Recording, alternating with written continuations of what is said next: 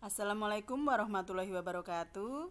Selamat datang di channel Nori Purwanasari. Kali ini saya akan menjelaskan materi paragraf. Dalam materi ini ada 3 submateri yang akan saya paparkan. Yang pertama pengertian paragraf, yang kedua bagian paragraf, dan yang ketiga syarat paragraf. Kita bahas dulu yang pertama, yaitu pengertian paragraf. Paragraf adalah rangkaian beberapa kalimat, ya, tetapi ada ketentuannya.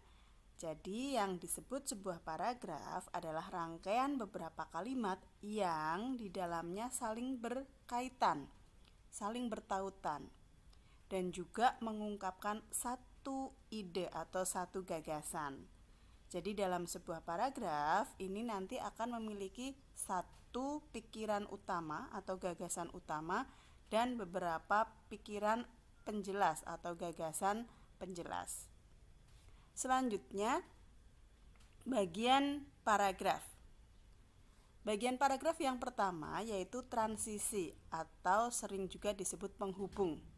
Nah, yang dimaksud dengan transisi ini adalah unsur yang berperan dalam koherensi dan kohesi antar paragraf.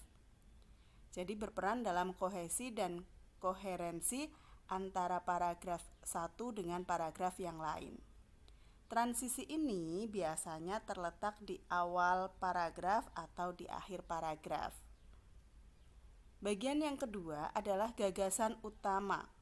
Gagasan utama ini sering juga disebut dengan gagasan pokok atau ide pokok, gitu ya. Nah, gagasan utama ini nanti akan terwujud dalam kalimat utama. Jadi kalimat utama dalam sebuah paragraf ini nanti di dalamnya mengandung gagasan utama.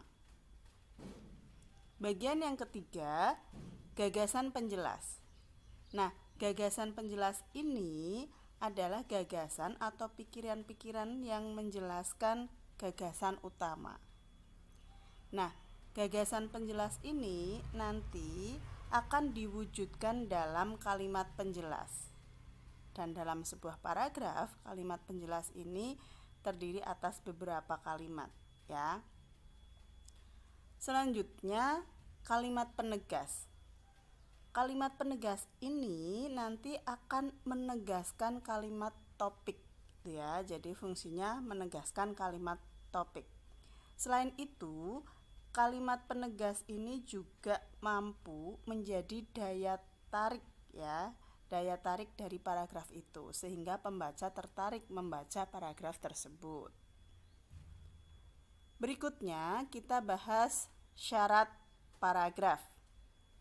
Syarat paragraf ada 3. Yang pertama kepaduan paragraf, kemudian kesatuan paragraf, dan yang ketiga kelengkapan paragraf.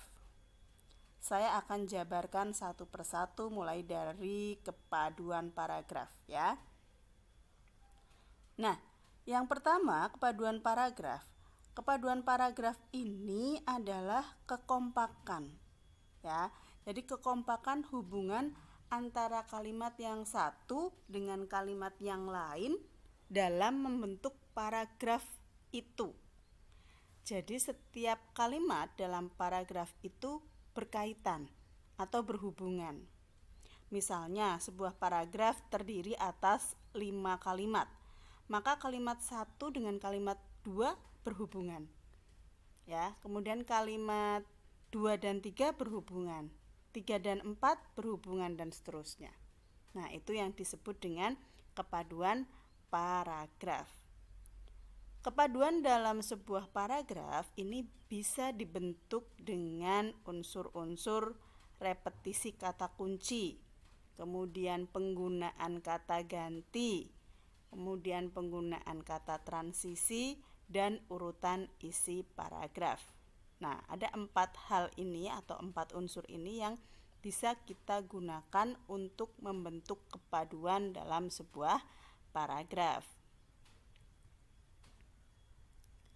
Saya beri contoh, ya, dalam paragraf ini nanti kita bahas, ya, ada kata kunci tidak, kemudian ada kata ganti, ada kata transisi itu ya. Oke, saya punya contoh satu paragraf ini ya. Manfaat daun kelor bagi kesehatan tidak perlu diragukan lagi. Nah, ini kalimat pertama ya. Di sini saya cetak merah daun kelor. Ini merupakan kata kunci ya. Kemudian kalimat kedua, tanaman ini. Nah, ada kata ini, saya beri tanda biru. Nah, ini merupakan contoh kata ganti. Kalau yang saya cetak merah ini daun kelor, ini kata kuncinya. Kemudian yang biru ini ya, tanaman ini. Kata ini merupakan kata ganti ya. Nah, jadi paragraf ini untuk membentuk suatu kepaduan di dalam paragraf ini menggunakan kata kunci ya, kemudian ini daun kelor, kemudian menggunakan kata ganti. Ini muncul pada kalimat kedua. Kita lanjut kalimat ketiga. Tak hanya itu, daun kelor ternyata memiliki beragam manfaat lainnya. Nah, dalam kalimat ketiga ini ada tak hanya itu. Nah, ini merupakan kata transisi ya.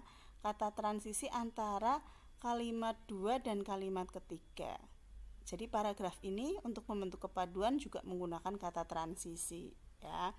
Kata transisi yang digunakan bisa menggunakan kata hubung antar kalimat dalam sebuah paragraf.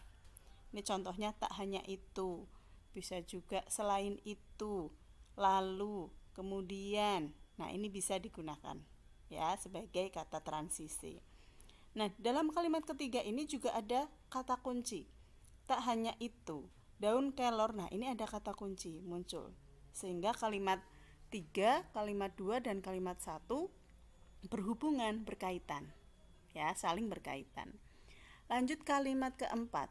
Daun kelor dapat diolah menjadi jamu, teh herbal dan suplemen. Nah, ini ada kata kunci muncul di sini. Daun kelor, sehingga kalimat keempat ini juga berkaitan dengan kalimat sebelumnya.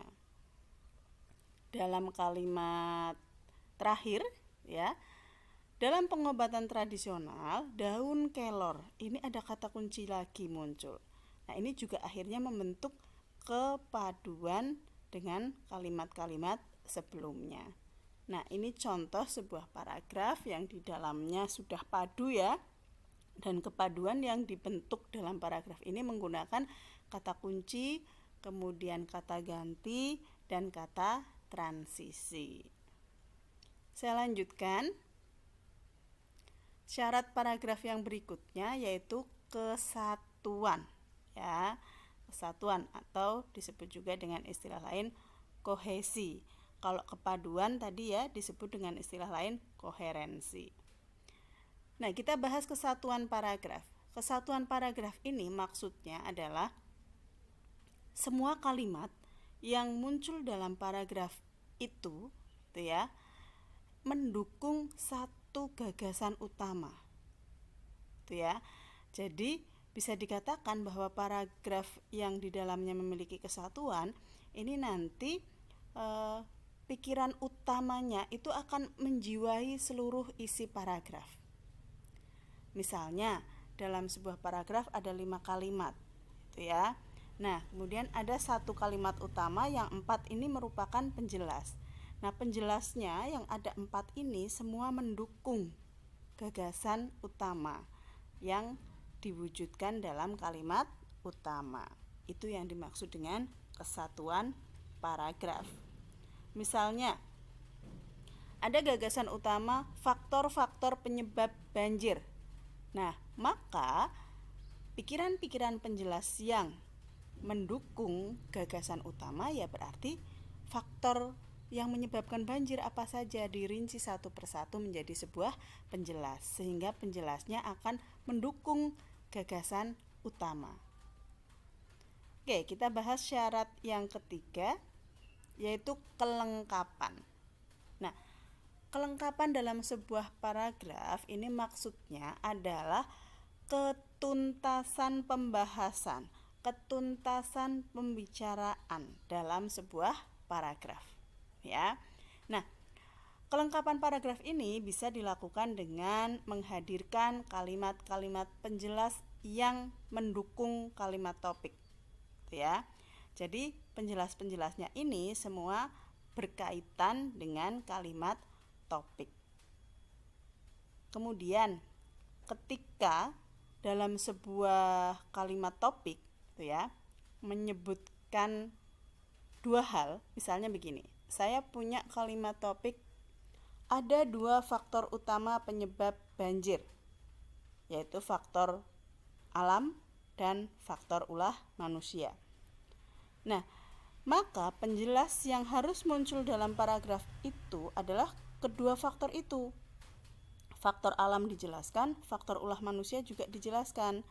Ketika saya hanya memberi penjelas-penjelas tentang faktor alam saja, kemudian paragraf itu dihentikan atau selesai, ditutup, maka paragraf itu belum lengkap. Karena gagasan utamanya mengungkapkan ada dua faktor utama, tetapi penjelasnya hanya menjelaskan satu faktor saja, maka paragraf itu belum memenuhi syarat kelengkapan. Ya. Nah, itulah syarat paragraf, bagian paragraf, dan pengertian paragraf. Mudah-mudahan apa yang saya sampaikan bermanfaat. Sampai jumpa pada video lain untuk pembahasan materi-materi yang lain. Wassalamualaikum warahmatullahi wabarakatuh.